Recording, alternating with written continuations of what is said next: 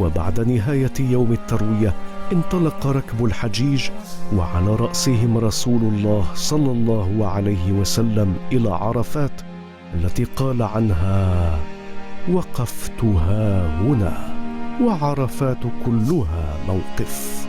وخطب هناك خطبته الشهيرة الجامعة: أيها الناس، اسمعوا قولي، فإني لا أدري، لعلي لا ألقاكم بعد عامي هذا بهذا الموقف أبدا. أيها الناس، إن دماءكم وأموالكم عليكم حرام إلى أن تلقوا ربكم، كحرمة يومكم هذا وكحرمة شهركم هذا، وإنكم ستلقون ربكم فيسألكم عن أعمالكم. وقد بلغت، فمن كان عنده أمانة فليؤدها إلى من ائتمنه عليها.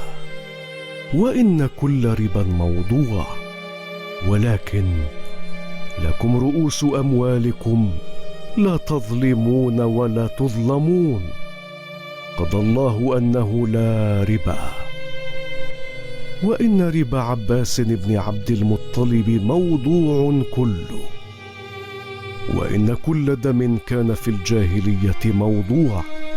وإن أول دمائكم أضعوا دم ابن ربيعة بن الحارث بن عبد المطلب، وكان مسترضعا في بني ليث، فقتلته هذيل، فهو أول ما أبدأ به من دماء الجاهلية. أما بعد أيها الناس، فإن الشيطان قد يئس من أن يعبد بأرضكم هذه أبدا، ولكنه إن يطع فيما سوى ذلك فقد رضي به بما تحقرون من أعمالكم، فاحذروه على دينكم أيها الناس. إنما النسيء زيادة في الكفر، يضل به الذين كفروا، يحلونه عاما ويحرمونه عاما، ليواطئوا عدة ما حرم الله، فيحلوا ما حرم الله ويحرموا ما أحل الله. إن الزمان قد استدار كهيئته يوم خلق الله السماوات والأرض. وإن عدة الشهور عند الله 12 شهرا، منها 4 حرم، 3 متوالية، ورجب مضر الذي بين جمادى وشعبان.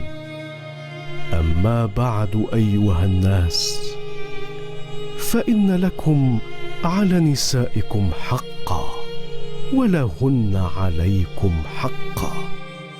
لكم عليهن ألا يوطئن فرشكم أحدا تكرهونه، وعليهن ألا يأتين بفاحشة مبينة، فإن فعلن فإن الله قد أذن لكم أن تهجروهن في المضاجع وتضربوهن ضربا غير مبرح، فإن انتهين فلهن رزقهن وكسوتهن بالمعروف.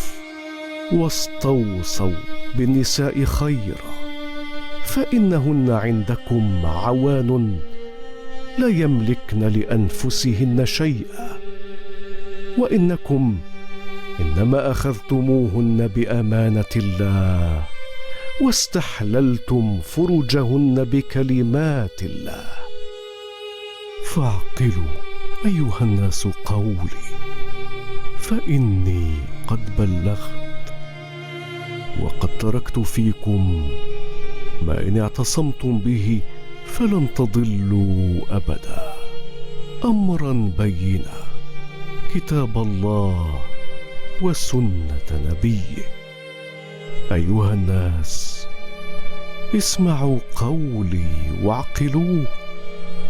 تعلمون أن كل مسلم أخ للمسلم، وأن المسلمين إخوة، فلا يحل لامرئ من أخيه إلا ما أعطاه عن طيب نفس منه، فلا تظلمن أنفسكم. اللهم هل بلغت؟ فذكر لي أن الناس قالوا اللهم نعم. فقال رسول الله صلى الله عليه وسلم اللهم اشهد.